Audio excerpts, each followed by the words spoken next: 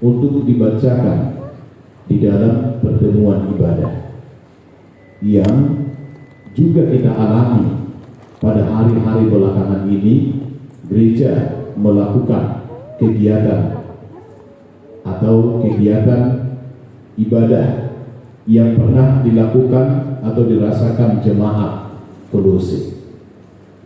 Namun walaupun demikian, nilai dan keabsahan ibadah tersebut tetap tinggi.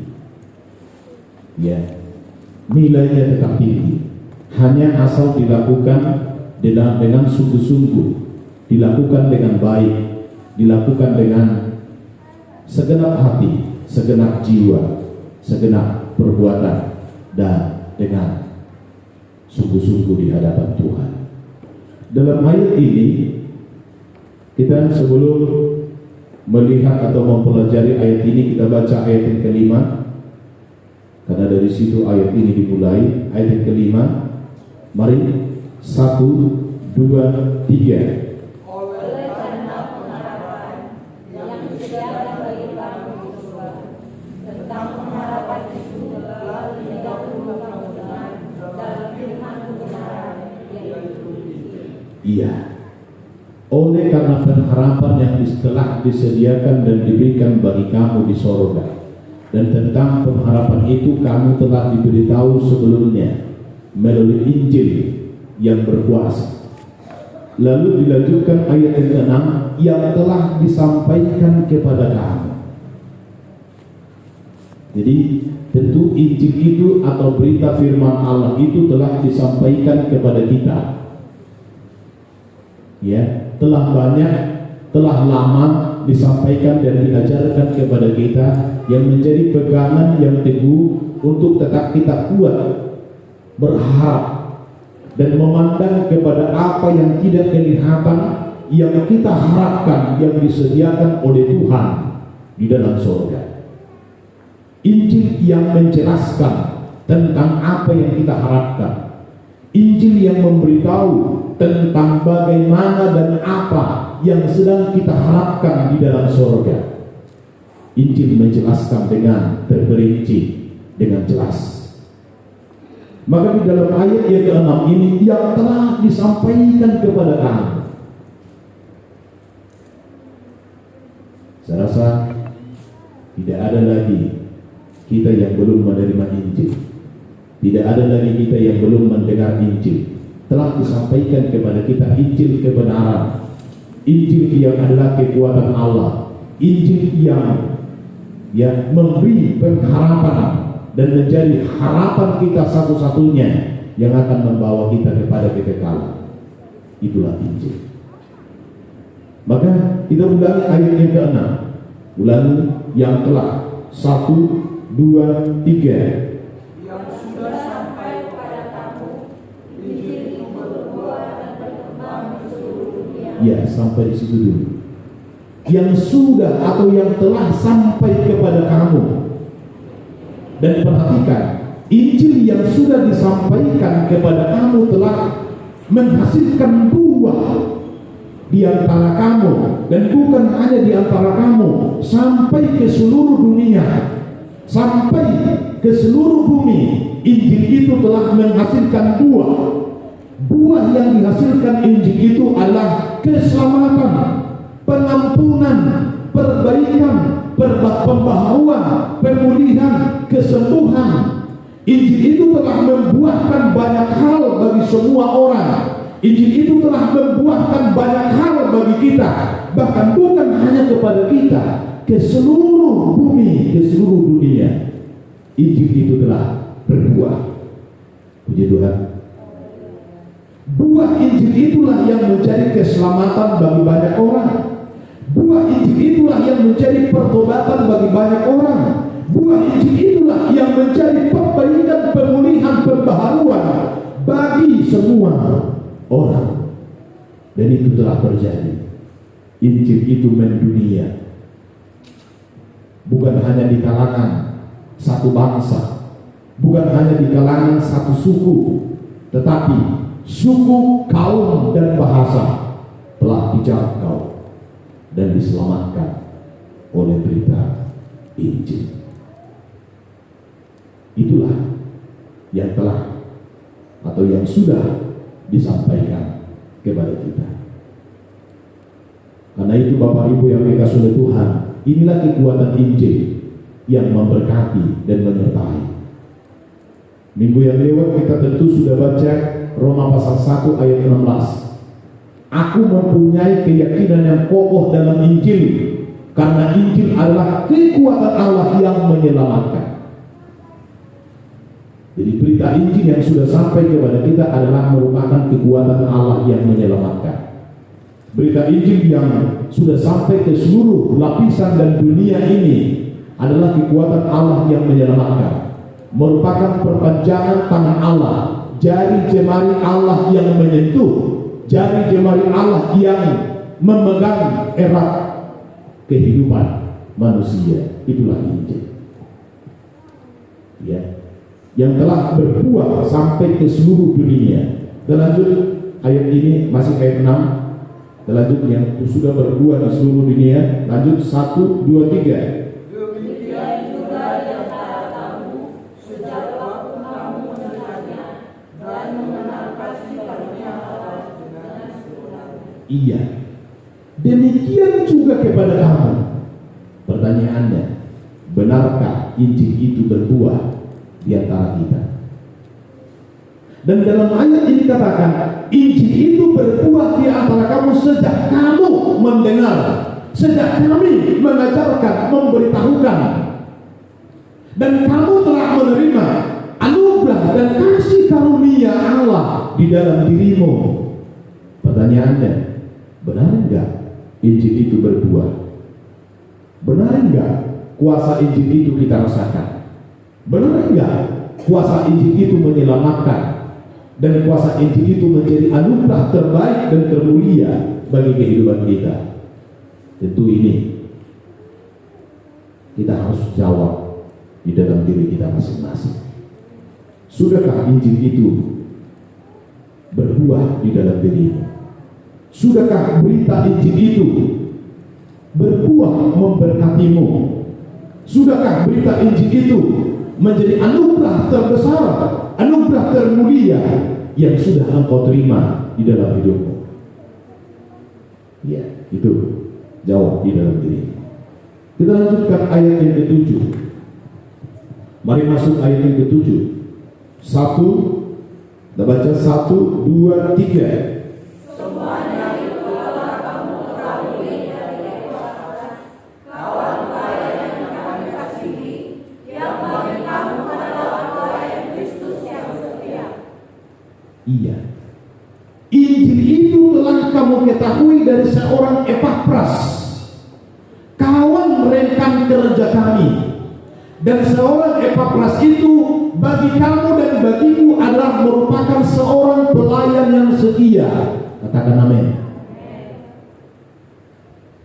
Epafras merupakan pengajar, pemberita Injil, pemberita firman kepada orang-orang Kolose. Kenapa Epafras menjadi seorang pelayan, pemberita firman, pemberita Injil bagi orang-orang Kolose? Paulus memberi legalitas kepada Epafras. Dia katakan, Epafras itu adalah seorang pelayan yang setia dalam pandanganku, dan Epafras itu menjadi seorang pelayan yang setia bagi kamu. Kita perhatikan, Epafras yang menyampaikan berita Injil kepada orang-orang Kolose ternyata adalah pelayan yang setia, pelayan yang tanggung jawab, pelayan yang komitmen. Jemaat harus menjadi orang-orang yang setia, bertanggung jawab, memiliki komitmen di dalam diri kita. Kata komitmen, bersikap atau berpendirian yang kokoh, berpendirian yang terpuji, bersikap yang terpuji, berperilaku yang baik. Itulah pelayan yang setia. Makanya Paulus mengutus dan menyuruhkan kepada dia untuk menyampaikan Injil, dan Paulus memberi pernyataan segmen kepada jemaat Kolose mengenai Epafras. Epafras itu pelayan yang setia, dan kesetiaannya telah teruji, kesetiaannya telah terbukti. Maka Epafras dipilih, ditetapkan menjadi seorang pemberita Injil yang menyampaikan Injil kepada jemaat. Jemaat GPDI se-United ini, kita berdoa, dan kami sebagai hamba Tuhan berharap banyak kepada kita menjadi orang-orang yang setia, menjadi pelayan-pelayan yang setia, yang bertanggung jawab, yang memiliki komitmen, yang memiliki pendirian, yang memiliki sikap yang kokoh dan teguh, tidak terombang-ambing, tidak mudah ya disusupi oleh hal-hal yang lain, tidak mudah diprovokasi, tidak mudah dirusak, tidak mudah dilemahkan oleh berita atau pendapat-pendapat yang lain, melainkan memiliki sikap yang kokoh, pendirian yang kokoh. Kami berharap banyak dalam hal itu. Jemaat, jadilah menjadi pelayan yang setia. Amin. Lanjut ayat yang ke-8. Mari, ayat yang ke-8. 1, 2, 3. Dialah juga yang telah menyatakan kepada kami kasih-Mu dalam Roh. Iya, dia atau Epafras. Epafras jugalah yang membawa berita kepada kami mengenai kasih-Mu di dalam Roh. Epafraslah yang memberi kesaksian kepada kami bahwasanya kamu itu terikat di dalam Roh, bahwasanya kamu itu tetap setia. Itu di dalam ayat 4. Kami telah mendengar iman-Mu, keteguhan iman-Mu, dan kasih-Mu kepada semua orang. Berita itu dibawa Epafras dan Timotius kepada Paulus. Saya katakan dalam minggu yang lewat, Paulus berada di penjara. Jadi kalau sudah siap ibadah, Timotius, bahkan Epafras dan beberapa pelayan lainnya pergi membawa laporan kepada Paulus di penjara. Dan semua kegiatan pergerakan pelayanan diberitahu ke sana, dan dikatakan dialah yang memberitahu dan membawa kabar kepada kami mengenai hidup-Mu yang tetap terikat dan menyatu bersekutu di dalam Roh. Epafras beritahu jemaat Kolose benar-benar hidup di dalam ikatan Roh, benar-benar memiliki keteguhan iman, benar-benar memiliki kasih persaudaraan, kasih yang menjelma menjadi sebuah perilaku atau perbuatan. Itulah yang menjadi laporan dari Epafras. Dan semua laporan-laporan yang pernah dibawa oleh Epafras adalah merupakan laporan yang sesungguhnya. Dan laporan itu laporan yang sesungguhnya benar-benar terjadi. Epafras tidak mau membawa laporan palsu. Maka dengan demikianlah Paulus menyatakan Epafras pelayan yang setia. Para jemaat, pendirian seorang Epafras ini harus kita pelajari bersama. Jadilah menjadi pribadi-pribadi yang kuat dan kokoh, tidak terombang-ambing dan tidak mudah terhasut oleh apapun. Jadilah menjadi pribadi yang setia. Jadilah menjadi pribadi pembawa kabar yang sesungguhnya, tidak mengumbar dan mengubah nada informasi yang kita dengar. Jangan diubah, jangan ditambah, jangan dikurang. Informasi yang Anda dengar, laporkan dengan baik. Jadilah pembawa berita yang baik dan benar. Begitu. Ada satu ayat di dalam Matius pasal 5, mungkin ayat 9. Berbahagialah mereka yang membawa damai, membawa berita damai, membawa berita, pembawa berita, berbahagialah mereka. Jadi kalau Bapak Ibu menjadi pribadi-pribadi yang akan membawa berita, bahagialah hidupmu, bahagialah dirimu. Ya, itulah seorang Epafras. Kita lanjut ayat yang ke-9. Ayat yang ke-9, 1, 2, 3.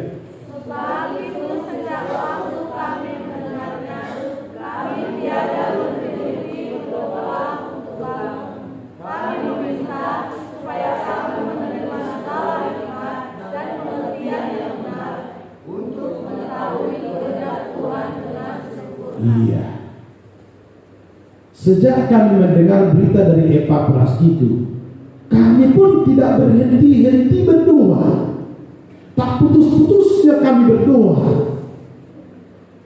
Jadi Paulus di dalam penjara, kerjaannya berdoa. Berdoa. Ya. Dan dia mengoperasikan, menggerakkan pelayanan dari penjara. Maka di dalam doanya lah dia melihat dan mengalami bagaimana situasi jemaat. Di dalam doanya lah dia mengenal siapa dan apa yang sedang dihadapi oleh jemaat. Dan di dalam doanya lah dia mendapatkan pewahyuan dari Tuhan untuk ditulis dan dibacakan dia dalam pertemuan jemaat. Di dalam doa. Makanya di dalam ayat ini katakan, sejak kami dengar berita itu, kami tidak henti-hentinya berdoa. Apa isi doa Paulus? Kita lanjutkan ini. Ya, kami tidak henti-hentinya berdoa supaya 1, 2, 3. Kami tiada berhenti-hentinya berdoa untuk kamu. Kami meminta supaya kamu menerima segala hikmat dan pengertian yang benar untuk mengetahui kehendak Tuhan dengan sempurna. Iya, supaya kamu dapat menerima hikmat dan pengertian yang benar untuk mengenal Allah dengan sempurna. Ini isi doanya. Tak henti-hentinya kami berdoa, kami terus berdoa supaya kamu menerima hikmat dan pengertian dari Tuhan untuk mengenal Tuhan dengan benar, mengenal kasih-Nya dengan benar, mengenal Injil dengan benar, mengenal kuasa-Nya dengan benar, mengenal kuasa-Nya dengan sempurna. Ini doanya Paulus kepada jemaat. Jemaat Kolose, jemaat yang teguh dalam iman, jemaat Kolose, jemaat yang mempraktekkan kasih, jemaat Kolose, jemaat yang memiliki persekutuan roh, dan tetap didoakan supaya mereka memiliki hikmat, pengertian, dan pengenalan yang benar akan Tuhan. Karunia-karunia pelayanan ini yang diminta oleh Paulus terjadi kepada jemaat Kolose. Karunia hikmat, marifat, pengertian, perkataan, dan karunia pengenalan, penyatuan dengan Tuhan. Di situ karunia yang Paulus minta untuk jemaat Kolose. Jemaat United ini juga kami berharap dengan sangat. Kami berharap banyak. Ya, ada pengertian, ada hikmat untuk mengerti, ada hikmat untuk mengenal, ada hikmat untuk bekerja. Ya, begitu. Kalau di dalam kitab Amsal katakan, lebih hebat orang yang berpengertian daripada orang yang pandai. Orang yang pandai belum tentu orang yang berhikmat. Tapi orang yang berhikmat sudah pasti orang pandai. Puji Tuhan. Puji Tuhan. Gitu. Makanya banyak orang yang pandai tetapi kepandaiannya tidak membangun. Kalau kepandaiannya tidak membangun, itu bukan berhikmat. Begitu. Tapi orang yang berhikmat adalah orang yang menggunakan dan memakai kemampuan yang ada di dalam dirinya untuk membangun, memberi semangat, memberi motivasi, memberi dukungan, memberi perhatian. Itulah orang yang berhikmat. Makanya Paulus meminta dengan sangat kepada Tuhan supaya orang-orang Kolose itu dipenuhi hikmat dan pengertian, dan dipenuhi pengenalan yang benar dan sempurna kepada Allah. Kita semua yang berhadir pada hari ini, ya, sumber hikmat itu adalah Tuhan. Katakan amin. Hikmat itu tidak boleh dipelajari, tidak dapat dipelajari. Tidak ada jurusan hikmat. Hikmat itu turun pemberian langsung dari Tuhan. Itu di dalam 1 Korintus pasal 12 ayat 12.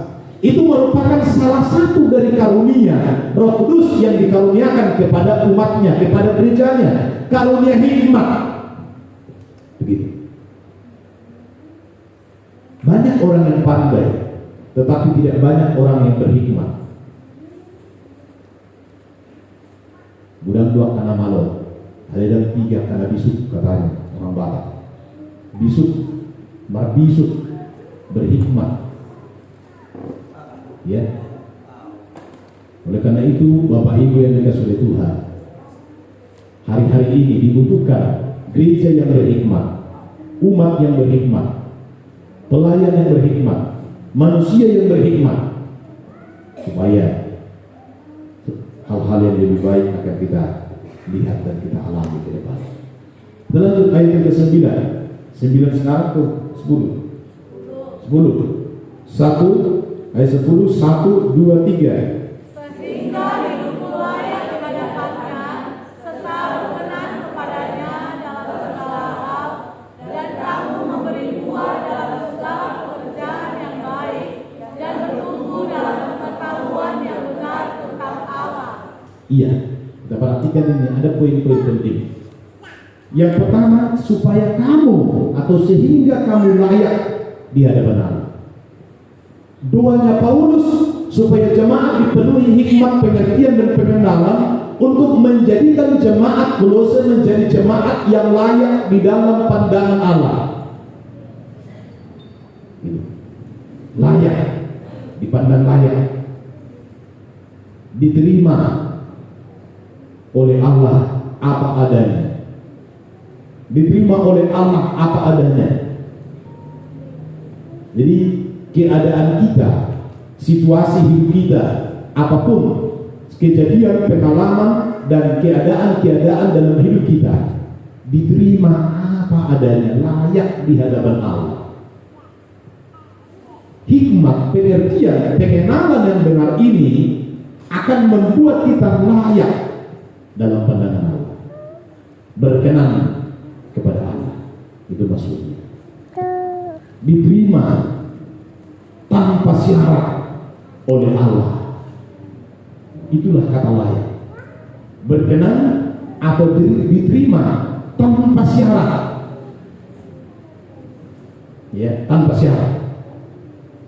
Hanya Bapak Ibu, kehidupan kita di dalam Tuhan ini, ya, kehidupan kita di dalam Tuhan ini, Alkitab memberi penjelasan yang sejelas-jelasnya. Kita diselamatkan tanpa syarat. Artinya cuma-cuma.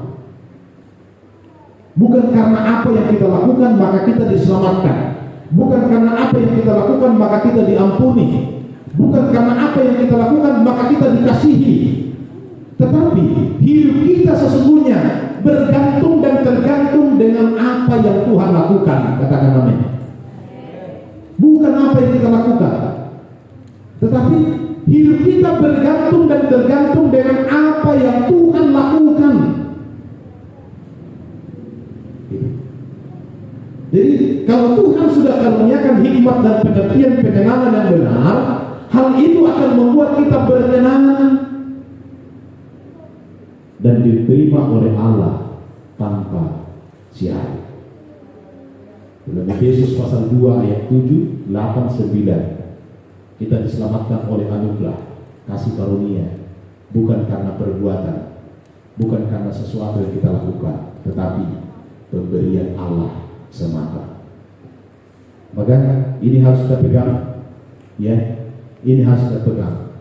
Keselamatan yang kita terima bukan karena apa yang kita lakukan, tetapi bergantung dan tergantung kepada Allah yang melakukan. Itulah keselamatan. Ya, kita lanjut. Ayat ini masih di dalam ayat 10. Sehingga kamu layak di hadapan Allah. Kita lanjut. 1, 2, 3. Sehingga kamu layak di hadapan Allah. Lanjut. Dan kamu memberi buah.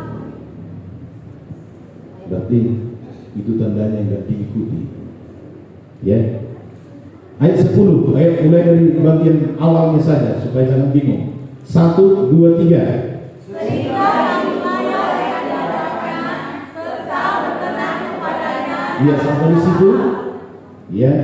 Serta berkenan kepadanya dalam. Ya. Sampai di situ dulu. Poinnya 10 ini. Pertama, sehingga kamu layak di hadapan Allah serta memberi buah dan berkenan kepadanya di dalam segala hal. Bagaimana kira-kira? Sudah berbuah? Ya, sudah berbuah. Tadi Injil itu berbuah di seluruh dunia, juga bagi kamu. Sekarang diingatkan lagi, berita yang dibawa atau disampaikan kepada kita sekalian telah mengerjakan hikmat dan pengertian pengenalan yang benar supaya kita berkenan kepada Allah, diterima tanpa syarat. Dan yang kedua, supaya kita berbuah dan berkenan kepadanya di dalam segala hal. Jadi di dalam segala hal, pergerakan hidup kita, kehidupan kita boleh berkenan. Dan buah-buah yang ada di dalam diri kita ini, dalam segala bidang hidup kita menghasilkan buah. Itu buah ini harus memuliakan Tuhan. Itu ditulis dalam Yesaya pasal 5 ayat 1. Ya, 1 dan 2. Itu dituliskan buah yang manis, jangan buah yang asam. Jangan buah yang pudar, tetapi buah yang manis. Inilah buah yang diharapkan oleh Tuhan. Kita lanjut ayat 10.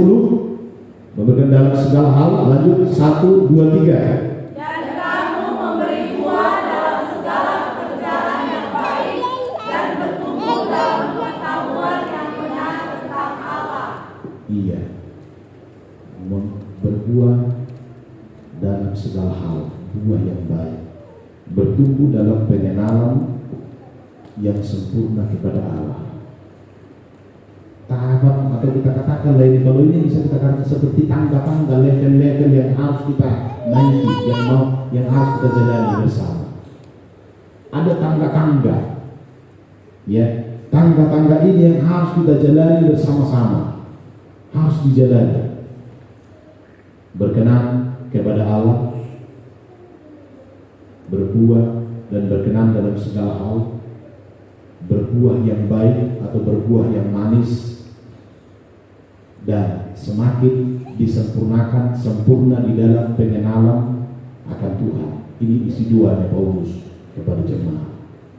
Jemaat Sungai Lepek ini juga kami berharap banyak, ya, menjadi jemaat-jemaat yang berbuah banyak, berbuah baik, berbuah manis, dan menyenangkan, menyukakan hati Tuhan. Dan lanjut ayat 11. 1, 2, 3. Dan dikuatkan dengan segala kekuatan oleh kuasa kemuliaannya untuk menanggung segala sesuatu dengan tekun dan sabar. Iya. Hari ini mulai kepada tantangan. Dan kamu diberi kekuatan di dalam segala hal menanggung. Hidup di dalam Tuhan, berulang kali kami sampaikan kepada kita, harus berani, ya. Sangkal diri, pikul salib, itu Tuhan. Apa arti sangkal diri? jadilah menjadi lawan untuk diri sendiri. Apa maksudnya? Lawanlah keinginan, lawanlah apa yang engkau suka, sangkallah dirinya. Makanya di dalam ayat ini dikatakan untuk menanggung. Ternyata mengikut Tuhan ini ada tanggungan, ada sesuatu yang harus kita tanggung. Ada penderitaan. Di dalam 1 Petrus pasal yang pertama menuliskan penderitaan itu adalah merupakan karunia Allah. Ya. Bahkan di dalam kitab Injil menuliskan berbahagialah kamu kalau kamu dianiaya karena Kristus. Berbahagia. Jadi di dalam ayat ini kamu itu mendapat kekuatan untuk menanggung segala hal karena Injil. Kamu itu mendapat kekuatan menanggung segala hal dan segala sesuatu karena pengiringanmu kepada Tuhan. Kamu harus siap menanggung. Kamu tetap mampu dan dimampukan. Dan di dalam ayat yang sudah kita pelajari dari atas tadi, mulai dari ayat 1, Injil itu ternyata kekuatanmu menanggung dan memikul segala perkara-perkara sulit sekalipun di dalam dirimu. Injil adalah kekuatanmu dan melepaskanmu dari segala cengkraman, ya, cengkraman kegelapan, dan Injil itu akan membawamu kepada segala kemenangan yang dipersiapkan untuk kamu. Makanya jangan takut terhadap penderitaan yang bakal terjadi. Jangan takut terhadap segala hal yang bakal engkau tanggung karena hidupmu berpegangan atau berkenan kepada Kristus. Karena ada Injil menjadi pelepasmu, ada Injil menjadi kekuatanmu. Jangan takut. Ada jaminan di dalam diri. Ya. Tetapi sebelum engkau menanggung segala hal, engkau lebih dulu diberi kesanggupan. Haleluya. Sebelum engkau menghadapi segala hal, engkau lebih dulu dipersenjatai, diperlengkapi dengan senjata-senjata yang ampuh dan hebat untuk menaklukkan segala serangan dari musuh. Itulah Injil. Jadi kita ini disuruh berperang bukan tanpa alat. Sebelum kita disuruh berperang, kita sudah dilengkapi dengan senjata-senjata perang. Dan apa senjata perang itu? Injil. Itu kekuatan Allah. Sehingga kita tidak mengandalkan, memakai kekuatan kita lagi, karena kekuatan Allah sudah ada di dalam diri kita. Coba ulangi ayat 11 ini. Ayat 11, mari 1, 2, 3. Dan dikuatkan dengan segala kekuatan oleh kuasa kemuliaannya untuk menanggung segala sesuatu dengan tekun dan sabar. Iya, menanggung dengan tekun, dengan sabar, dikuatkan. Jadi begini, jangan takut menghadapi perkara-perkara di depan. Karena Tuhan berjanji Dia akan memberi kekuatan dari kuasa kemuliaan-Nya, sehingga kita sanggup menanggung segala sesuatu, segala perkara dengan tekun dan sabar. Tidak usah takut, karena ada kekuatan. Jangan takut. Amat terlebih di hari-hari ini, ya, kepada kita sekalian, apa yang sedang terjadi di bumi ini, di Indonesia kita ini, tidak usah terlalu takut. Ada Injil kok yang menjadi kekuatan Allah yang mengimbangi segala virus, yang mengimbangi segala kekuatan serangan-serangan yang menyerang hidup kita. Ada Injil. Makanya percaya sajalah sama Injil. Ya, percaya saja kepada Injil. Terima Injil dengan segenap hatimu. Dengan menerima Injil, dengan mempercayai Injil di dalam hatimu, maka kuasa Allah secara otomatis berada di dalam hidupmu, sehingga engkau sanggup menanggung segala sesuatu dengan tekun dan sabar. Haleluya. Haleluya. Itu. Maka saya ingatkan kita kepada khotbah saya 3 tahun yang lewat mungkin, atau 2,5 tahun yang lewat. Ya, saya berbicara 6 bulan hampir setengah tahun, yaitu kebenaran yang sejati.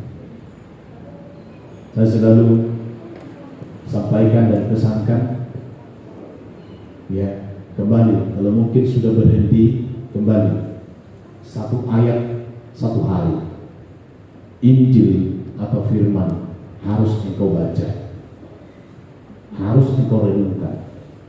Satu ayat aja pun, ya, nggak perlu kita membaca sekian ayat, satu ayat pun. Kalau kita katakan mungkin sekian satu ayat, sudahlah. Kalau sudah lolos satu ayat, baru tambah jadi 2 ayat. Haleluya. Bagaimana Injil itu berkuasa dalam diri kita, sedangkan tidak pernah kita baca, sedangkan tidak pernah kita pelajari, sedangkan tidak pernah kita renungkan. Satu ayat saja pun satu hari. Kami bermohon dengan sangat, ya, satu ayat satu hari. Karena saya katakan tadi, hikmat itu datangnya dari Injil, dari Tuhan. Kekuatan itu datangnya dari Injil, dari Tuhan. Karena Injil adalah kekuatan Allah. Bagaimanakah engkau mendapat kekuatan sedangkan Injil tidak pernah kau pelajari, tidak pernah kau baca, tidak pernah dibacakan di antaramu, tidak pernah menjadi bahan perenungan di dalam hidupmu? Bagaimana Injil itu mau berkuasa? Bagaimana Injil itu mau menolak, ya, segala atau menangkal segala kekuatan-kekuatan virus, segala kekuatan-kekuatan musuh? Bagaimana Injil itu sedangkan Injil itu tidak ada di dalam dirimu? Maka saya kembalikan, ulangi, tekankan. Mungkin selama ini engkau sudah berhenti melakukannya. Mulai lagi dari hari ini, satu ayat satu hari. Haleluya. Satu ayat satu hari. Ayo semua.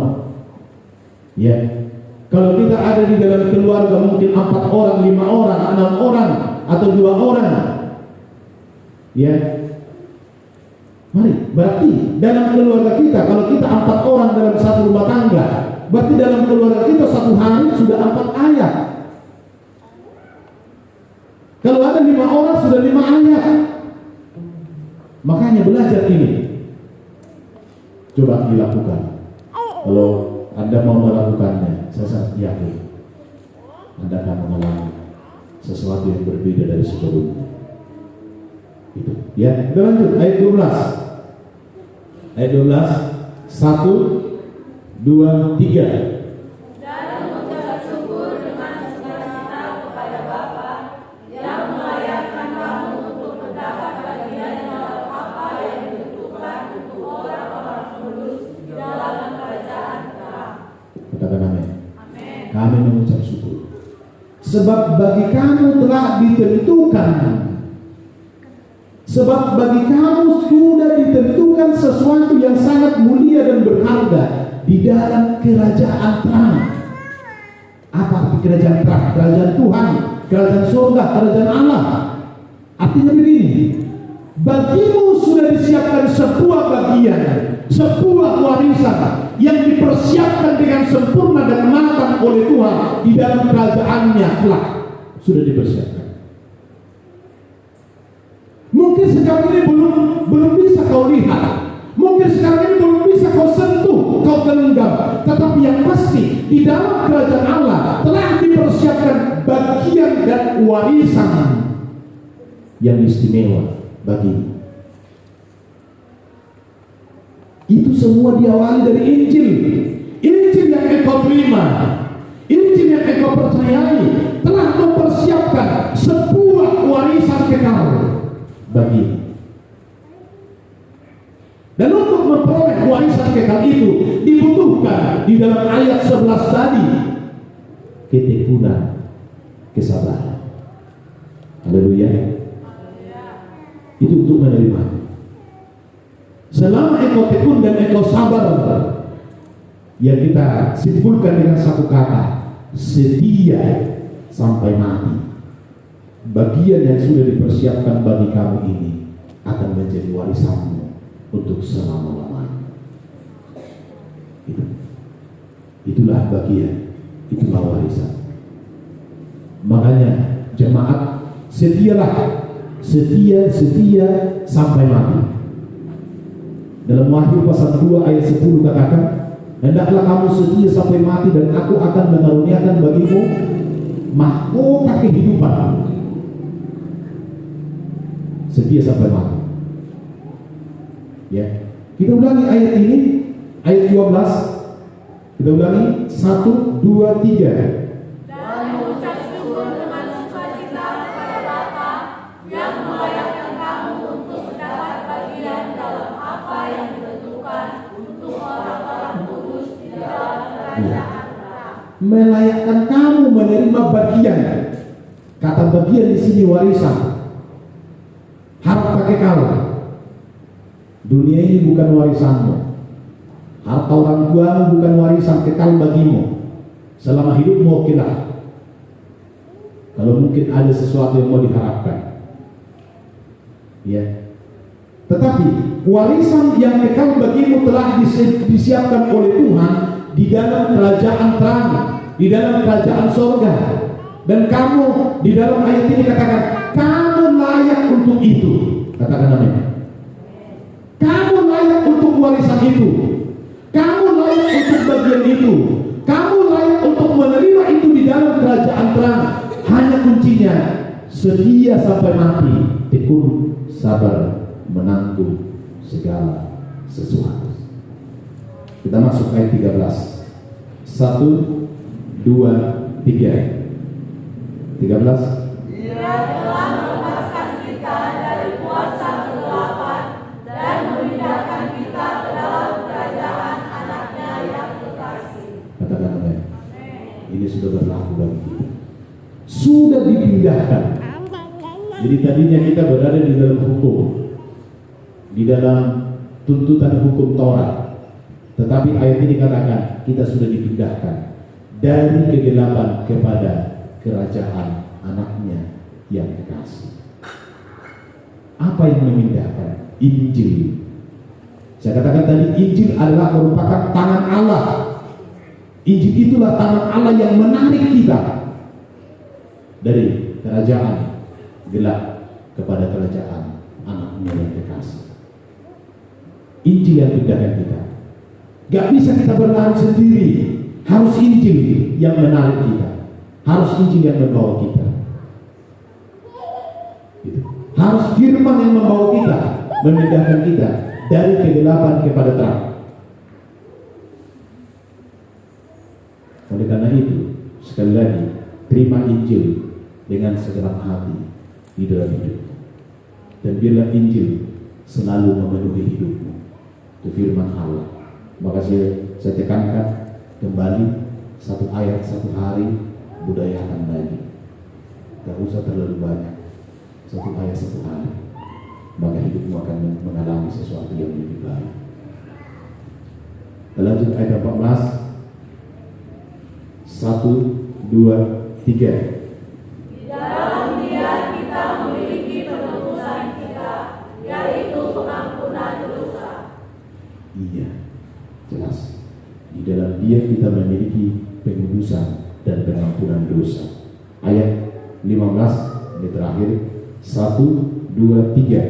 Ia adalah gambar Allah yang tidak kelihatan, yang sulung lebih utama dari segala yang diciptakan. Iya, Yesuslah gambar Allah yang kelihatan. Yesus hanya dikenal dari Injil. Bapak Ibu, mungkin selama ini kita sering menonton film Tuhan Yesus, tapi kita harus paham, ya, kita harus paham sosok atau ya yang memerankan di dalam film itu bukan itu wajah yang sebenarnya. Jadi jangan salah kita, ya, jangan salah pengertian kita. Bukanlah itu wajah gambar yang sebenarnya. Makanya itu hanya temuan-temuan saja itu. Kalau melihat di kalender, kalau di kalender kita perhatikan gambar Tuhan Yesus itu ada kadang gemuk wajahnya, ada kumisnya, kumis tebal. Kalau dipilih Tuhan Yesus kita lihat, ya, wajahnya itu tidak terlalu gemuk dan ada jenggotnya, rambutnya gondrong, ya. Jadi kalau kita mau pikir, kalau itu wujud dan gambar yang sebenarnya, bingung kita yang mana yang betul ini. Tetapi mau mengenal Kristus dengan benar, Anda harus belajar Injil. Puji Tuhan. Injil akan menggambarkan siapa Yesus yang sebenarnya, bagaimana rupa dan wujudnya yang sebenarnya, siapa dan bagaimana karakternya, dan seperti apa dia. Injil akan melukiskan dengan sejelas-jelasnya siapa dia. Jadi jangan bingung kita, ya. Sehingga ada orang, Tuhan Yesus mereka seperti ini katanya. Makanya banyak orang atau pihak-pihak lain seperti bisa mengejek, bisa juga katakanlah seperti menyinggung. Masa Tuhannya nggak pakai baju katanya, masa gondrong, masa berkumis, masa berjenggot. Kalau itu menjadi patokan bagi kita, keliru dan bingung keimanan kita. Tapi ayat ini katakan, iya, itu adalah gambar yang kelihatan. Apa gambar yang kelihatan? Injil akan menggambarkan siapa Yesus. Injil akan menggambarkan siapa Tuhan. Injil akan menggambarkan bagaimana wujud Allah yang sebenarnya. Di dalam Injillah kita temukan siapa yang sebenarnya dan bagaimana yang sebenarnya Tuhan Yesus. Haleluya. Haleluya. Kalau di dalam pilih-pilih di kalender, di dalam selebaran atau lukisan-lukisan kita perhatikan, sangat gagah, sangat ganteng, sangat oke. Tapi kalau kita mau belajar di dalam Alkitab yang sesungguhnya, Yesaya pasal 53 menjelaskan, ya, rupanya tidak dipandang, tidak punya rupa, tidak punya tampilan yang dapat dibanggakan. Itu harus dilihat. Jadi beda dengan apa yang kita lihat selama ini. Beda.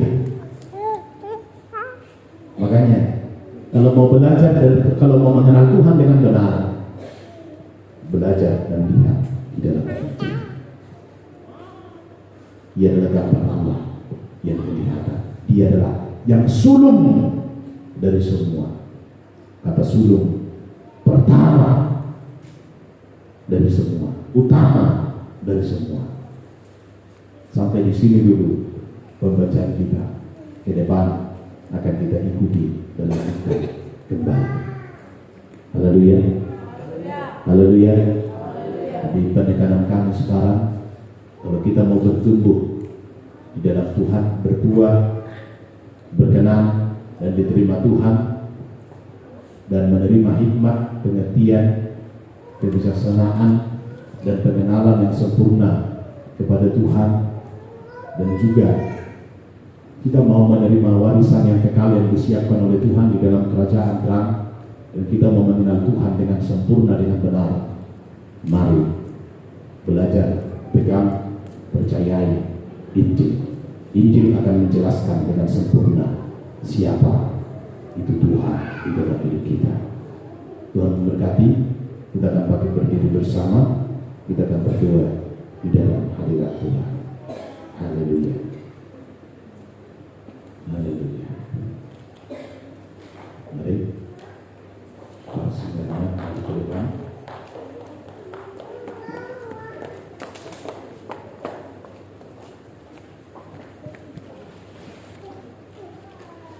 Saat tiada jalan, hadapi persoalan. Hanya nama Yesuslah nama yang menyelamatkan, nama yang membahagiakan, dan hanya di dalam nama Yesuslah kita memperoleh kekekalan di dalam Dia. Haleluya.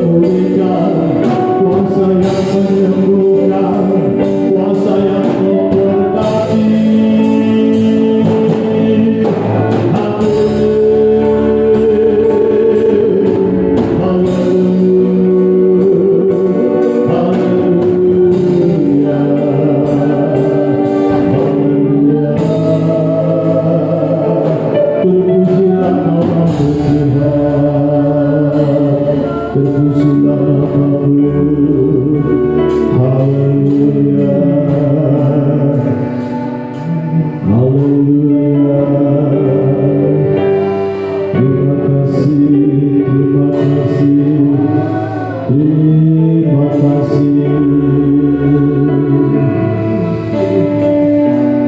Bagi Dia segala pujian, hormat serta syukur kekal selamanya.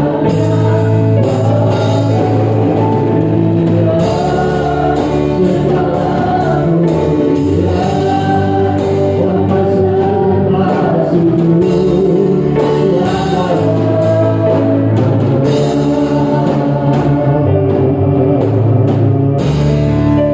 Siapkan hati kita menerima perjamuan kudus. Mari terima perjamuan kudus dengan iman dalam hidup kita. Dan para pelayan-pelayan akan membangun dan maju di depan.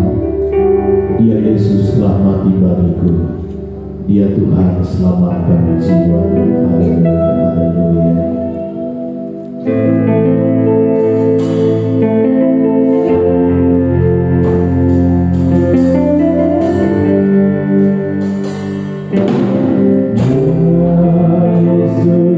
Bagi Dia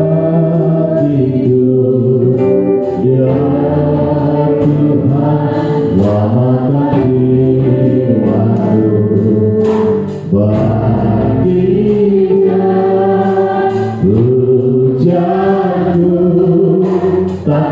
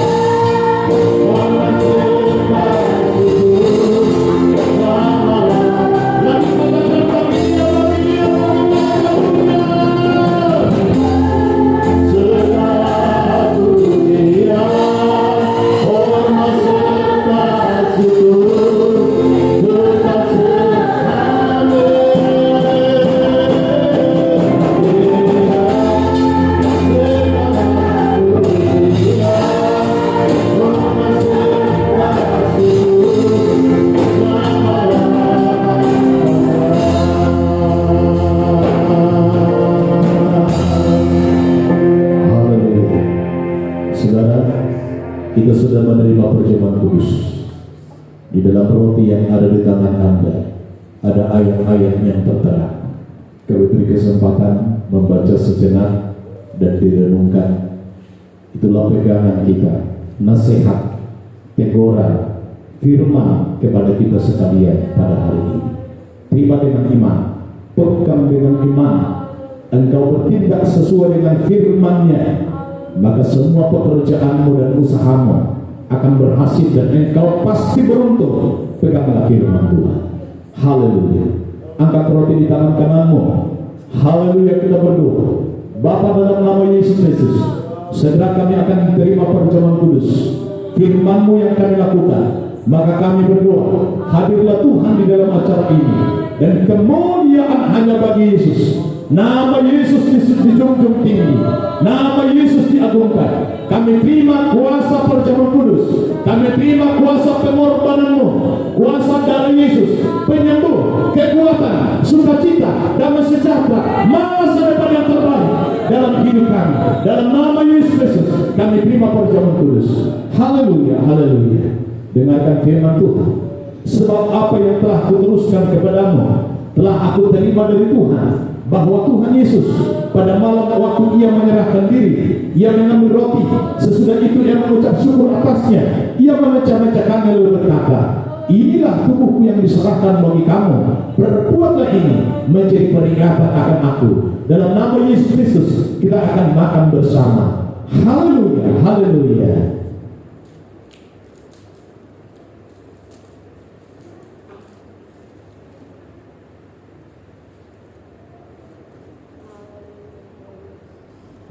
Selanjutnya buat cawan di tangan kananmu, dengarkan firman Tuhan, angkat kepada Tuhan. Demikian juga Ia mengambil cawan sesudah makan lalu berkata, cawan ini adalah perjanjian baru yang dimeteraikan oleh darahku. Perbuatlah ini setiap kali kamu meminumnya menjadi peringatan akan aku. Sebab setiap kali kamu makan roti ini dan minum cawan ini, kamu memberitakan kematian Tuhan sampai Dia datang. Dalam nama Yesus Kristus kita akan minum bersama. Haleluya, haleluya.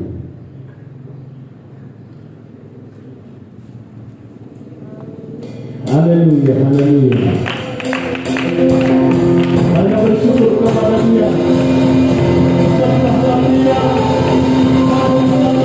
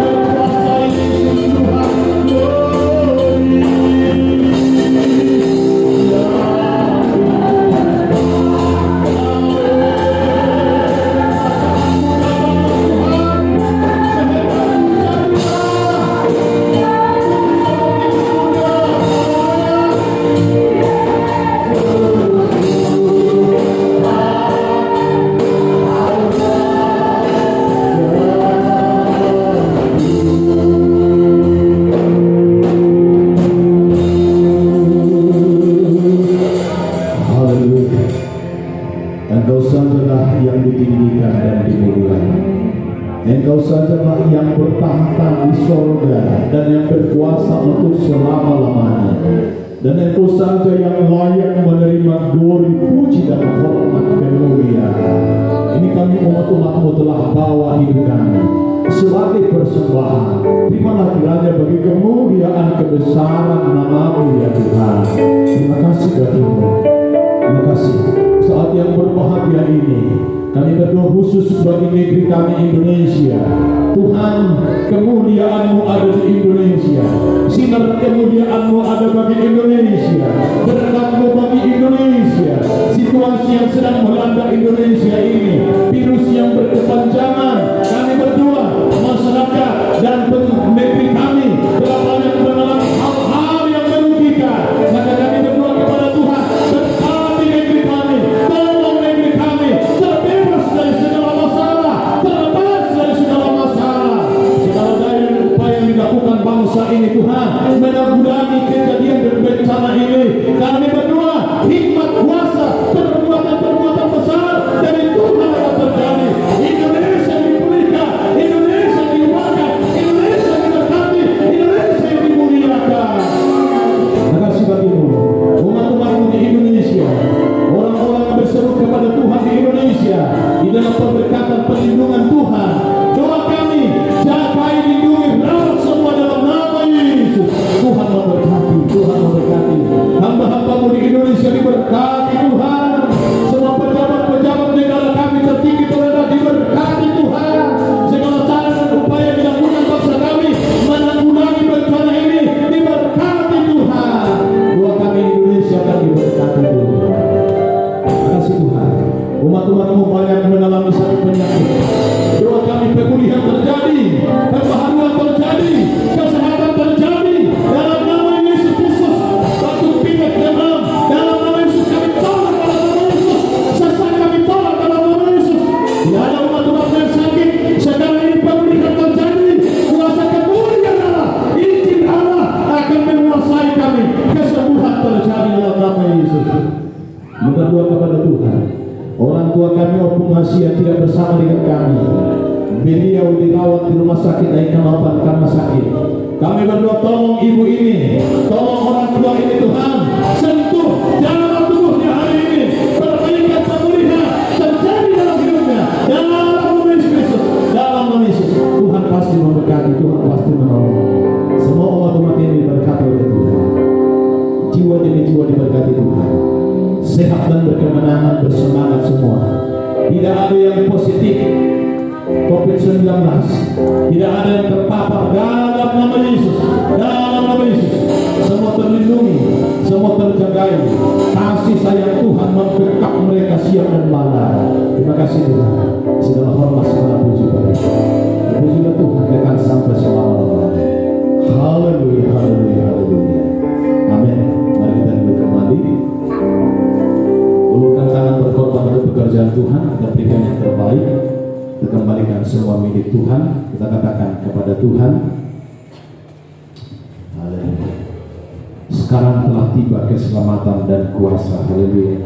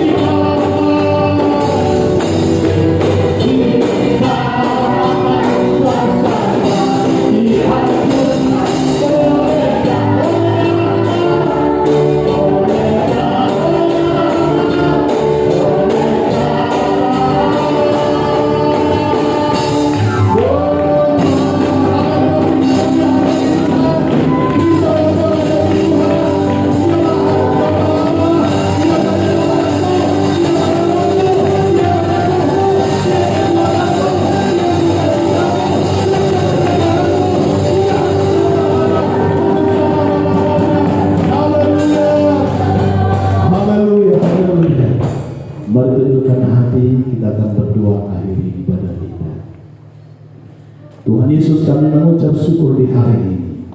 Semua karya yang Engkau sudah lakukan dari awal pertengahan sampai akhir, bisa kami bersuka cita karena Tuhan. Bisa kami memuji dan menyembah Tuhan. Terimalah pujian dan syukur yang kami naikkan. Terimalah semua kegiatan, pergerakan dan atraksi kami bagi kemuliaan Tuhan. Nama Yesus dijunjung tinggi.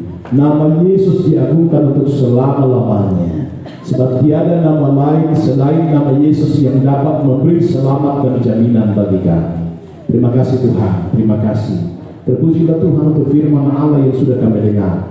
Kami belajar Injil-Mu adalah kekuatan yang menyelamatkan, kekuatan yang menyembuhkan, kekuatan yang membentengi dan memelihara, menjagai kami dari segala serangan musuh, serangan virus. Injil adalah kemenangan kami, Injil adalah kekuatan kami, Injil adalah sukacita kami. Terima kasih Tuhan untuk firman Allah. Kami akan terus bertumbuh ke arah kedewasaan.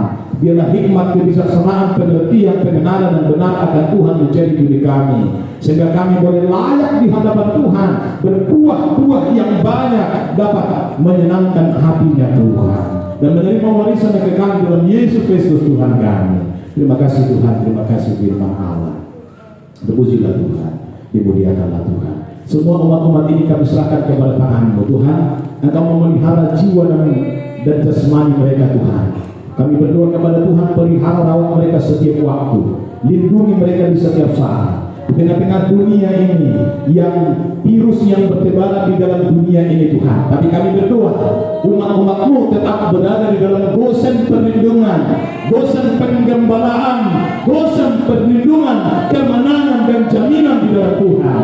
Saya percaya umat-umat-Mu tidak akan ada yang lemah, jatuh sakit virus yang ada pada hari-hari ini, tapi semua akan berkemenangan, semua akan berkemenangan di dalam Tuhan. Berkati mereka, suami istri, anak-anak mereka, orang tua mereka, sanak saudara mereka di tempat-tempat jauh. Kami berdua dilindungi, dijagai oleh Tuhan, tetap di dalam pemeliharaan Tuhan. Terima kasih Tuhan, terima kasih. Adapun masalah-masalah yang harus kami tanggung dalam dunia, kami tetap tekun, sabar dan setia sampai kami memperoleh mahkota kehidupan dalam surga yang Tuhan sudah persiapkan kepada kami. Terima kasih untuk firman-Mu, terima kasih untuk perbuatan-Mu. Terpujilah Tuhan, semua tangan untuk turun bekerja Tuhan hari ini. Balas kepada mereka pelipat berkali-kali, berkat usaha pekerjaan, ekonomi dan pemikiran mereka. Semua yang dikerjakan oleh mereka diberkati oleh Tuhan. Mereka yang mengembalikan milik Tuhan oleh persetuhan, penggenapan janji-janji Tuhan terjadi, sehingga mereka akan melihat tangan Tuhan menghabis segala belahan pengerik, dan akan membuat perbedaan yang indah kepada mereka dengan orang-orang yang tidak mengenal Tuhan. Saya percaya Tuhan itu Tuhan yang ajaib, Tuhan itu Tuhan yang hebat yang memberkati kami sekalian. Terima kasih Tuhan. Bila sebentar pun umat ini akan kembali dan pulang, tolong perlindungan penjagaan-Mu akan tiba dengan selamat di rumah tanpa kekurangan yang baik. Minggu ini Tuhan tetap dipelihara dan dirawat. Semua kegiatan aktivitas perjalanan kami berdoa tetap pertolongan penjagaan Tuhan kepada umat-umat-Mu ini ya Tuhan. Terima kasih Tuhan. Inilah syukur dan doa kami persembahkan kepada Engkau. Maka kami berkatkan umat-umat-Mu kembali ke tempat tujuan. Dalam nama Tuhan Yesus, turunkan dan alirkan berkat-Mu kepada rumah tangga sidang jemaat-Mu. Maka diberkatilah suami-suami yang takut akan Tuhan, diberkatilah istri-istri yang takut akan Tuhan, diberkatilah anak-anak mereka takut kepada Tuhan, diberkatilah buah kandungan mereka, diberkatilah ladang-ladang mereka menghasilkan, ternak-ternak mereka berkembang biak, usaha-usaha mereka berkembang dan maju, toko dan jualan mereka berkembang dan maju, profesi kedudukan jabatan kegiatan mereka tetap berjalan lancar, perlindungan penjagaan Tuhan terjadi, tersingkir kiranya segala malapetaka, persoalan masalah pergumulan, sakit penyakit, kerugian, kegagalan, segala bentuk-bentuk yang merugikan dan segala bentuk-bentuk yang merusak tersingkir dari umat-umat ini. Umat ini dipelihara di dalam kasih, dipelihara di dalam roh, dipelihara di dalam iman, terpelihara untuk selama-lamanya sampai memperoleh mahkota kehidupan yang Tuhan sudah janjikan bagi setiap orang yang percaya.